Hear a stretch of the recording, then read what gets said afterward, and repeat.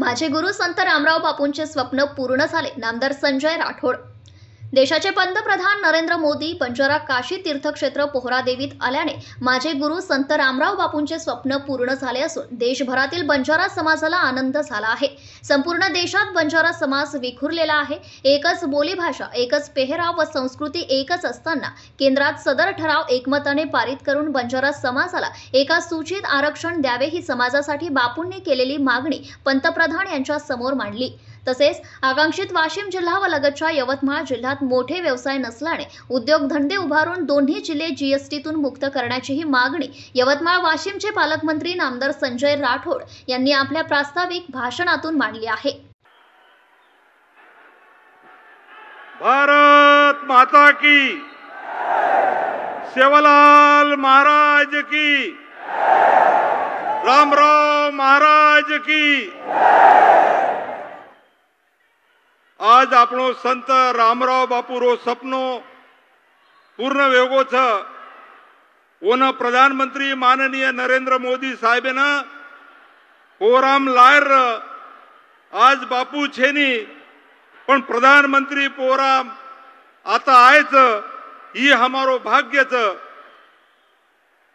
सेवालाल महाराज की. मंच पर आसीन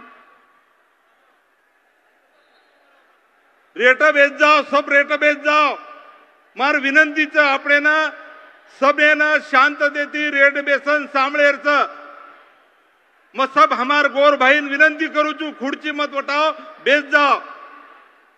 मंच पर आसीन माननीय प्रधानमंत्री नरेंद्र मोदी साहेब, माननीय महामहिम राज्यपाल सीपी राधाकृष्णन साहेब, महाराष्ट्र के माननीय मुख्यमंत्री एकनाथ जी शिंदे साहेब, भारत सरकार के माननीय कृषि मंत्री शिवराज सिंह चौहान साहेब, भारत के केंद्रीय मंत्री माननीय राजू रंजन सिंह साहब, भारत के केंद्रीय राज्य मंत्री प्रतापराव जी जाधव साहब, माननीय उप मुख्यमंत्री देवेंद्र फडणवीस साहेब, माननीय उप मुख्यमंत्री अजित दादा साहेब, मेरे साथी मंत्रीगण, श्रद्धेय महंत और हम सभा में उपस्थित भाइयों और बहनों को आप सबका हार्दिक स्वागत करता हूं और आप सबको मैं जय सेवालाल बोलता हूं. माननीय प्रधानमंत्री महोदय, आपके इस कार्यक्रम में आने से संपूर्ण बंजारा समाज और महाराष्ट्र की जनता भी अपने आप को गौरव का अनुभव कर रही है. आपने बंजारों के जीवन पर आधारित बंजारा विरासत संग्रहालय को अपने कर कमलों को से उद्घाटन करके एवं हमें आशीर्वाद देने के लिए अपना बहुमूल्य समय देकर अनुग्रहित किया. इसके लिए हम सदैव आपके आभारी रहेंगे. महोदय, आपसे विशेष अनुरोध है कि बंजारा समाज की समस्याओं के निराकरण के लिए भारत भर से आए हुए हमारे प्रतिनिधियों द्वारा आपको अवगत कराया गया है.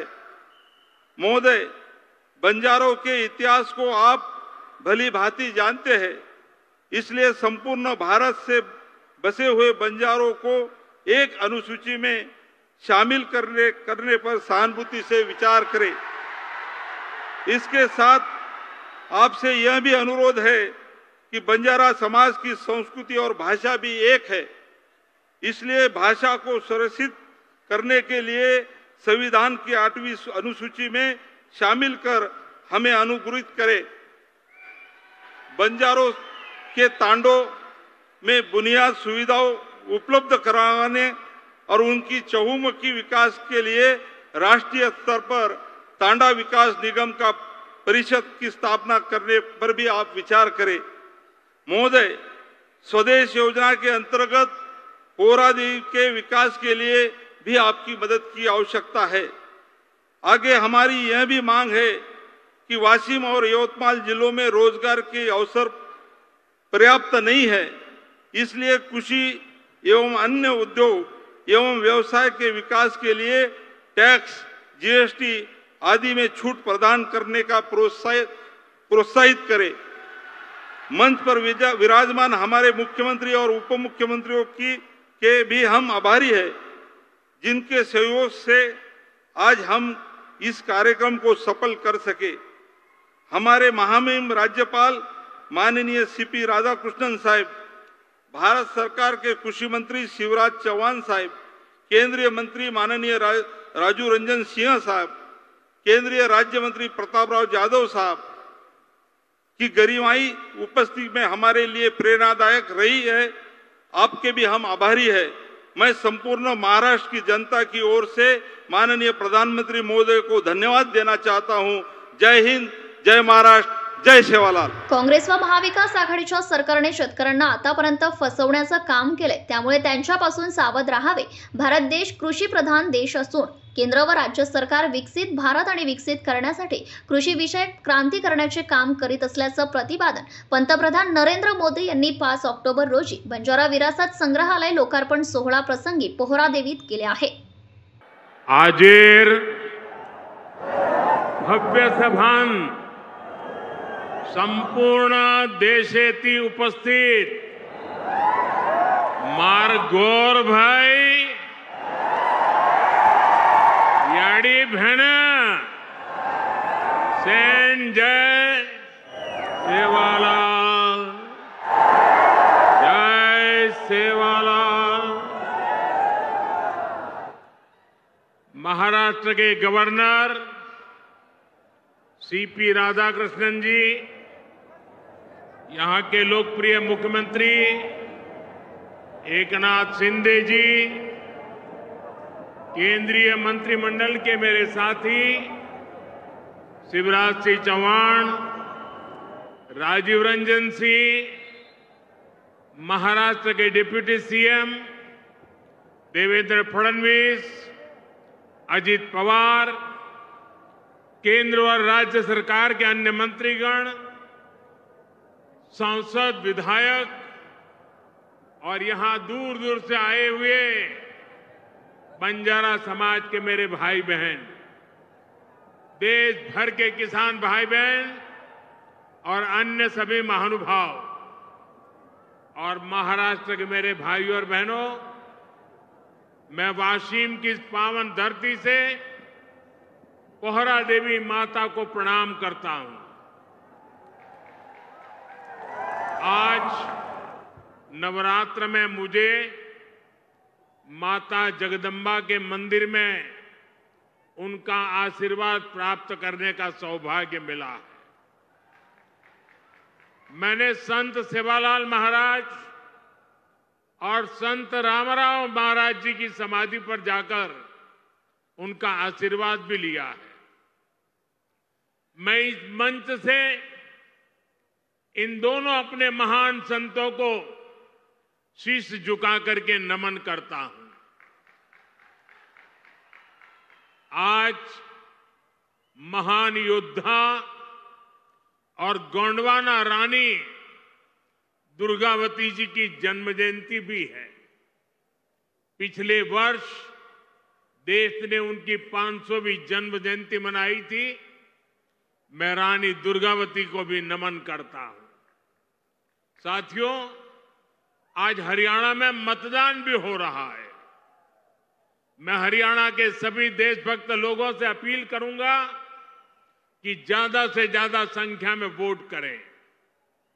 आपका वोट हरियाणा को विकास की नई ऊंचाई पर ले जाएगा।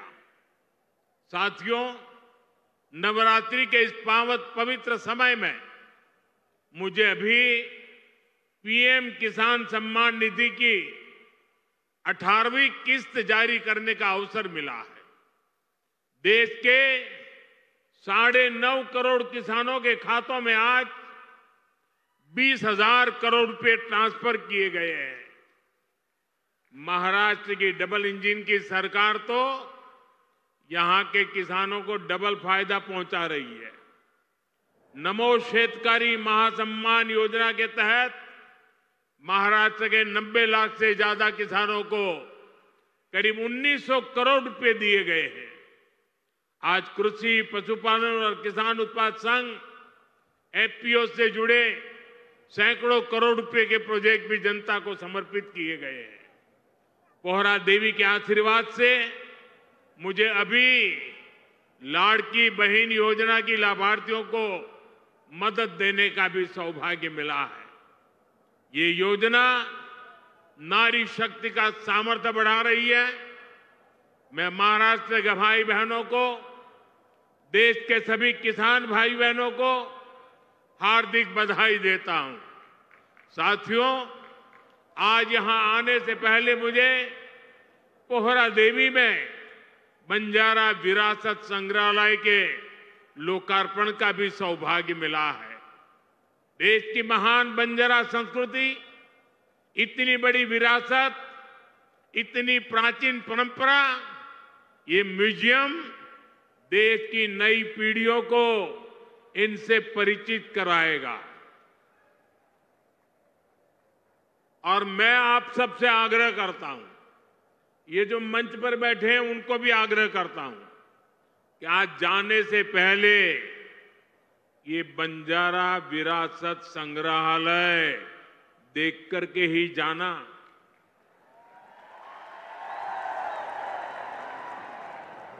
मैं देवेंद्र जी को बधाई देता हूं। इन्होंने पहली सरकार के समय जो संकल्पना की और इसने उत्तम तरीके से आज मैंने इसको बना हुआ देखा, मन को बहुत ही संतोष हुआ, आनंद हुआ।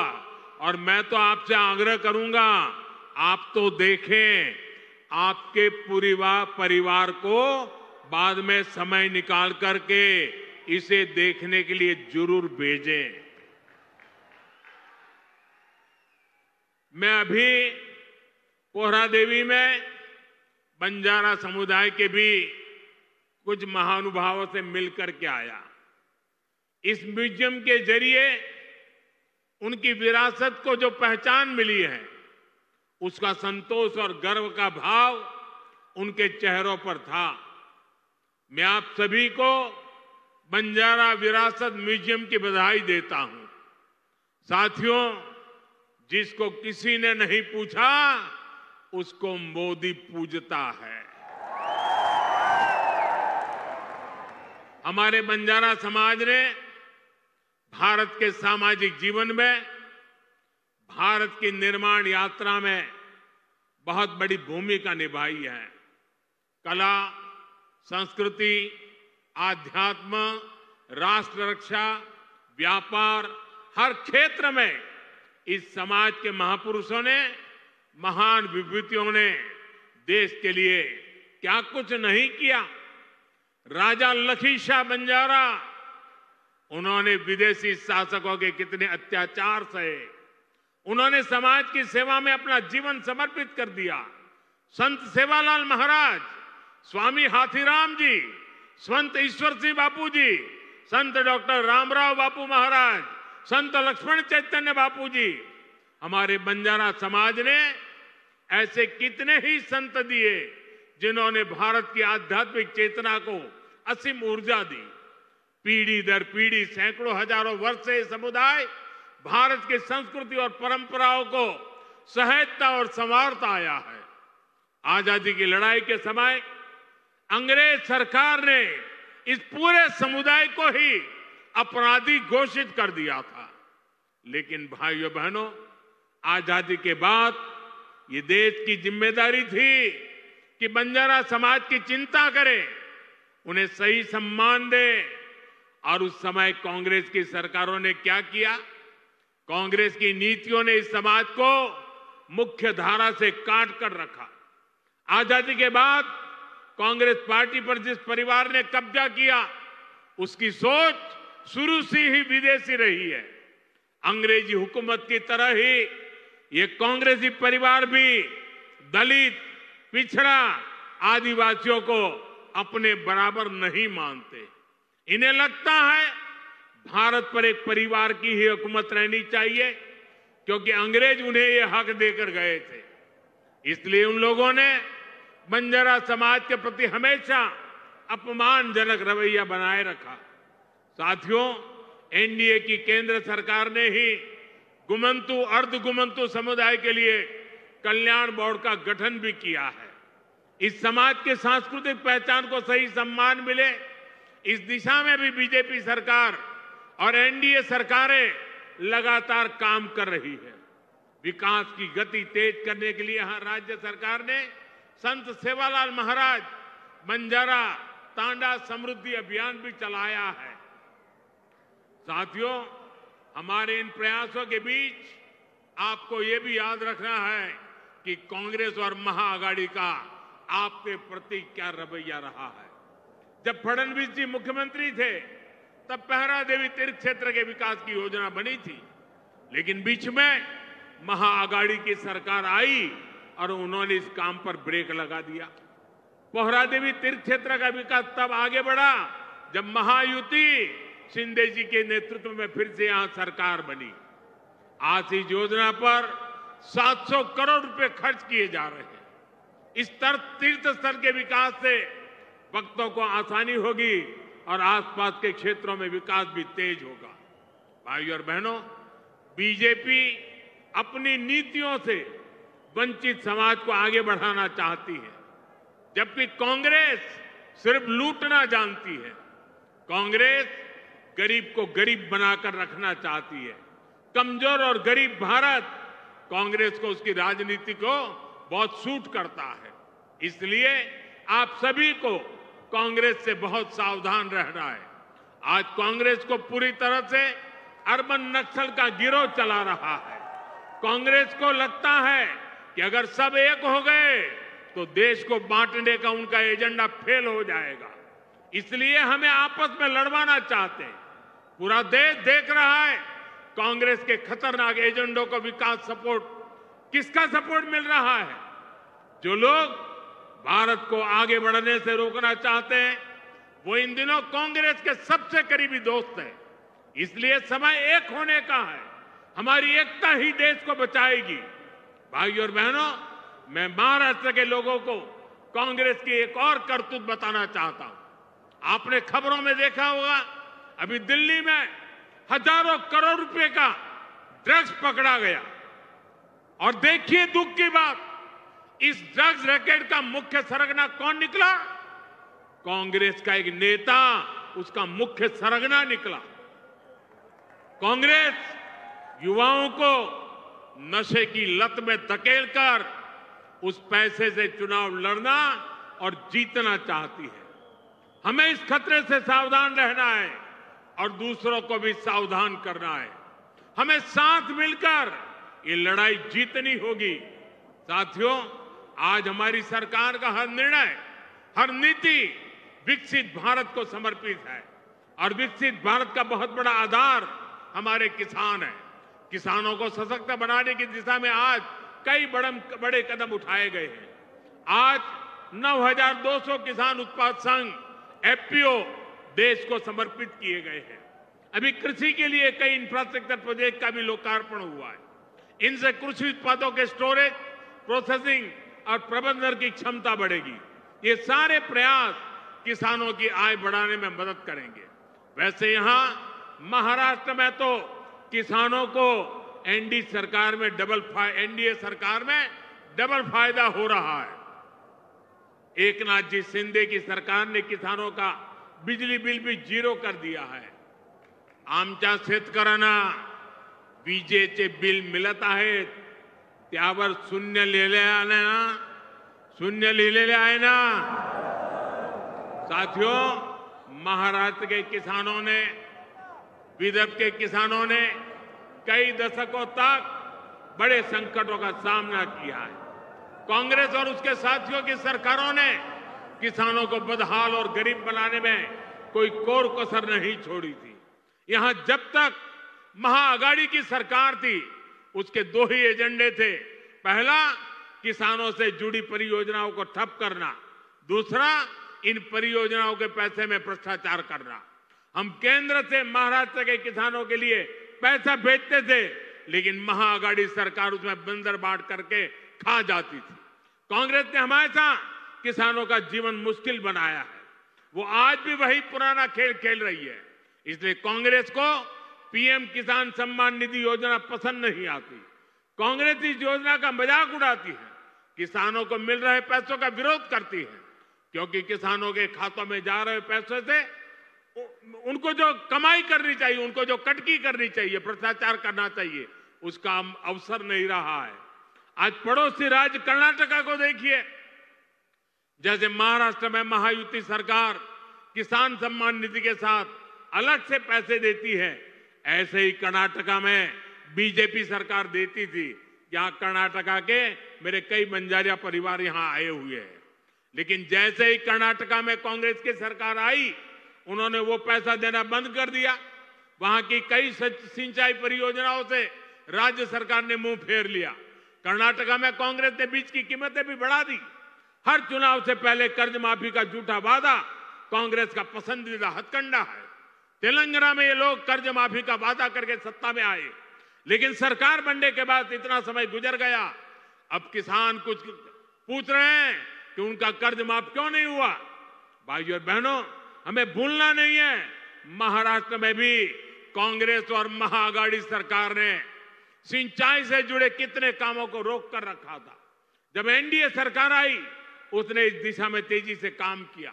महाराष्ट्र सरकार ने वैनगंगा, नलगंगा नदियों को लिंक करने की योजना को मंजूरी दी है।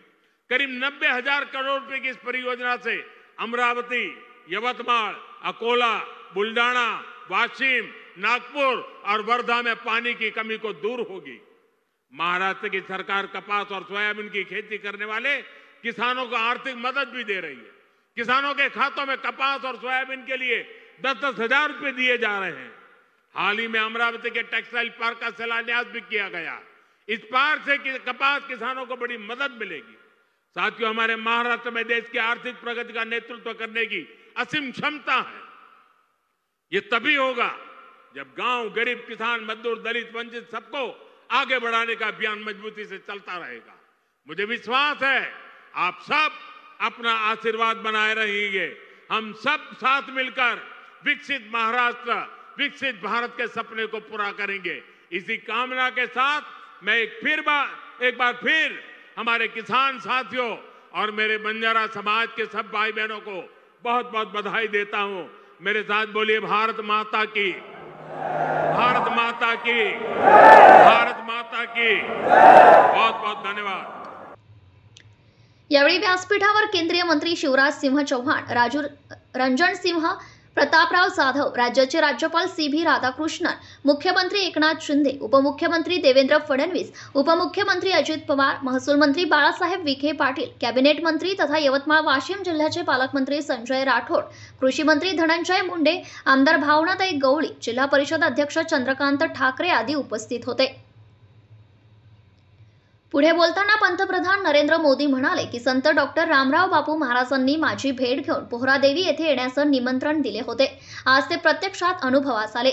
देवी जगदंबा माता, संत सेवालाल महाराज व संत रामराव बापू महाराजांच्या समाधी स्थळाचे दर्शन घेऊन मी पावन झालो आहे। मुख्यमंत्री शिंदे म्हणाले की पोहरादेवीत संस्कृती परंपरेचे प्रतीक उभे झाल्याने बंजारा समाजासाठी आजचा दिवस सुवर्ण क्षण आहे। संत सेवालाल महाराजांचे बोल अनमोल आहे। महायुती सरकारने बंजारा विरासत नंगारा संग्रहालय उभे केले आणि त्याचे लोकार्पण देशाचे पंतप्रधान नरेंद्र मोदी यांच्या हस्ते झाल्याने आम्हाला सर्वांना नवी ऊर्जा मिळाली आहे।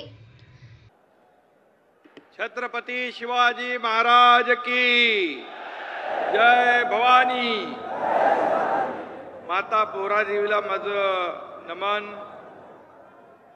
सेवालाल महाराज की, सेवालाल महाराज की, रामराव महाराज की। आजच्या या पोहरादेवीच्या लोकार्पण प्रसंगी उपस्थित संपूर्ण विश्वामध्ये, संपूर्ण विश्व में लोकप्रिय हमारे देश के यशस्वी प्रधानमंत्री आदरणीय नरेंद्र मोदी जी का संत सेवालाल महाराज की इस पुण्य भूमि में मैं हार्दिक स्वागत करता हूं। आज कार्यक्रमाला उपस्थित राज्यपाल सी.पी. राधाकृष्णन साहेब, त्याचबरोबर माननीय कृषी मंत्री शिवराज सिंह चौहान साहेब, माननीय मंत्री राजीव रंजन जी, आमचे लोकप्रिय उपमुख्यमंत्री देवेंद्र फडणवीस जी, दुसरे आमचे आदरणीय उपमुख्यमंत्री अजितदादा पवार, व्यासपीठावरील सर्व माझे मंत्रीगण आणि ज्यांनी अतिशय मेहनत घेऊन हे पोहरादेवीचं अतिशय पवित्र कार्य पूर्ण करण्याचा प्रयत्न केला, ते आपले पालकमंत्री संजय राठोड जी,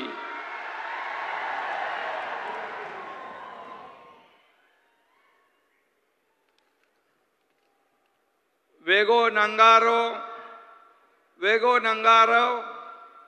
चालो पोहरा, वेगो नंगारा चालो पोहरा असा आवाज देतात गावागावातून आणि तांड्यातून लोक निघाले आणि ते इथे बंजारा समाज पूर्ण या ठिकाणी एकत्र आलाय. मी बंजारा समाजाला मनापासून धन्यवाद देतो, आपलं स्वागत करतो. आणि इकडे महंत सगळे बसलेत, त्या महंतांना देखील वंदन करतो, आपलंही मनापासून स्वागत करतो. बंजारा सामाजिक सांस्कृतिक विरासत असलेल्या नंगारा म्युझियमचं लोकार्पण आज आदरणीय प्रधानमंत्री नरेंद्र मोदीजी यांच्या शुभ हस्ते झालेला आहे. हा क्षण, हा ऐतिहासिक दिवस आहे.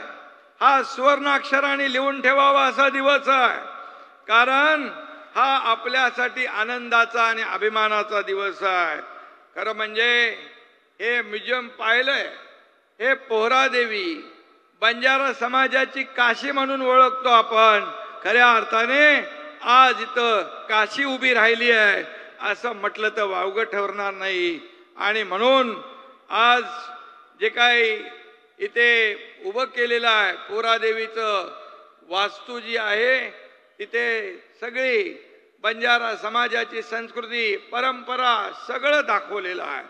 खरं म्हणजे हे फार तुम्ही भाग्यवान आहात की जेव्हा रामराव महाराजांनी इच्छा व्यक्त केली होती की आदरणीय प्रधानमंत्री महोदयांनी एकदा या ठिकाणी यावं, पण ते कुणाच्या नशिबात योग आला नाही.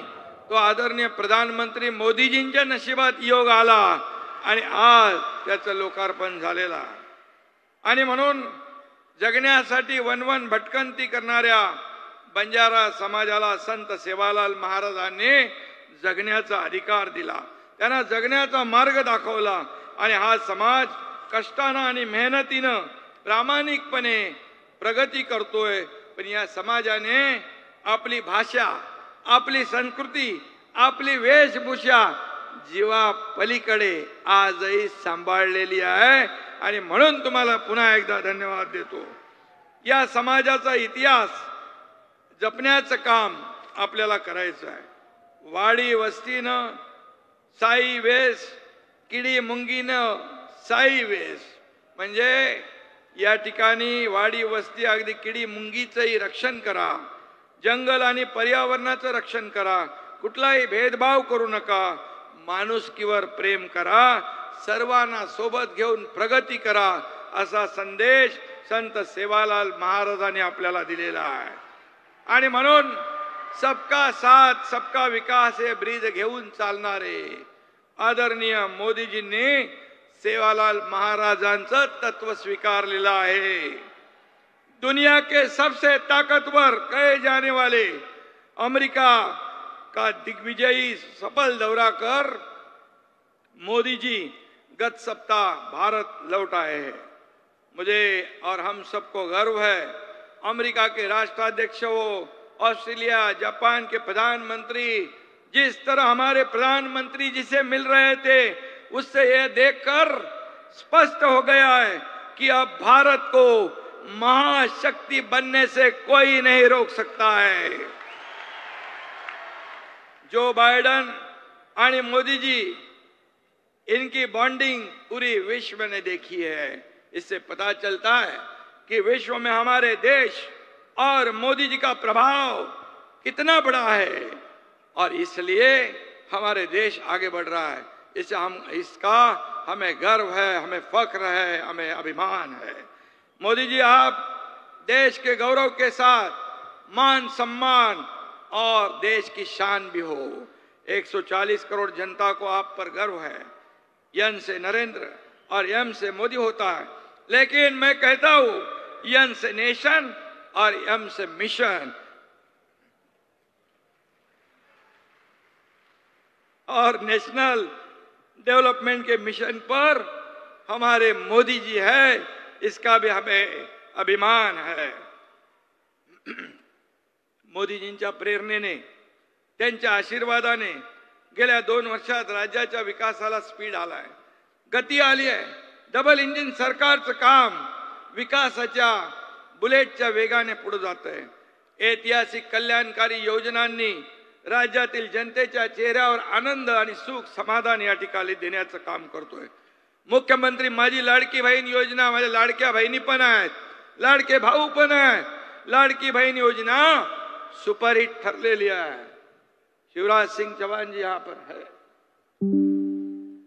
2 करोड़ से ज्यादा हमारे बहनों के खाते में 3 हफ्ते चले जा रहे हैं, 4,500 रुपए।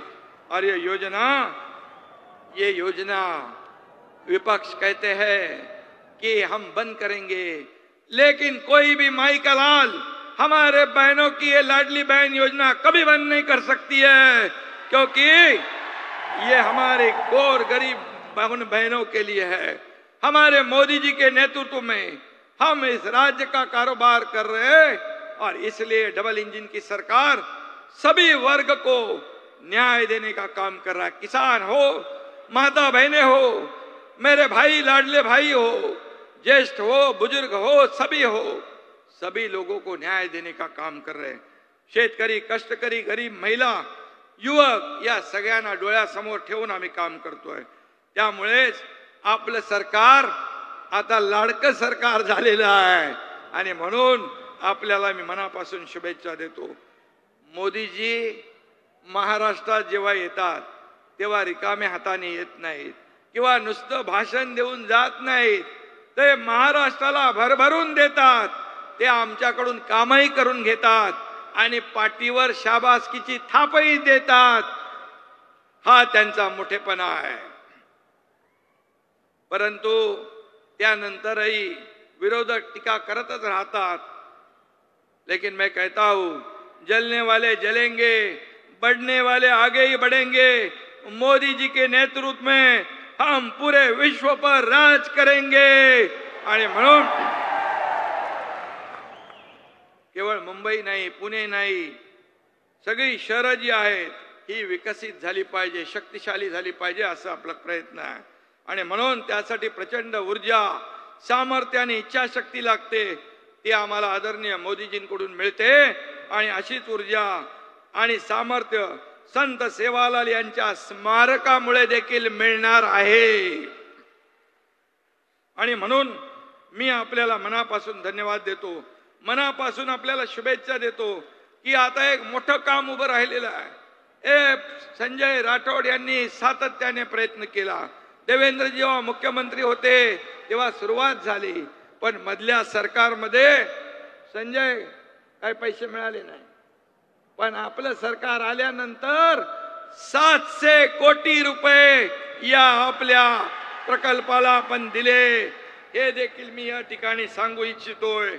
आणि म्हणून मी आदरणीय मोदीजींना मनापासून धन्यवाद देतो की त्यांनी आणखी एक मोठं काम केलं। महाराष्ट्राला मराठी भाषेला अभिजात भाषेचा दर्जा दिला। खरं म्हणजे हे देखील मोठा इतिहास आहे। गेल्या अनेक वर्ष अनेक लोकांना संधी असताना देखील या मराठी भाषेला मान सन्मान गौरव करण्याचा योग त्यांना मिळाला नाही, पण त्यालाही योगायोग लागतो। आणि म्हणून नवीन नवीन मोठी मोठी कामं, नवीन नवीन निर्णय मोदीजींच्या काळात होतात। भूमिपूजन ज्याचं होतं त्याचं लोकार्पण पण मोदीजींच्या काळात होतं। हा इतिहास आहे, त्याला योगायोग लागतात। आणि म्हणून मी आपल्या सगळ्यांना मनापासून धन्यवाद देतो।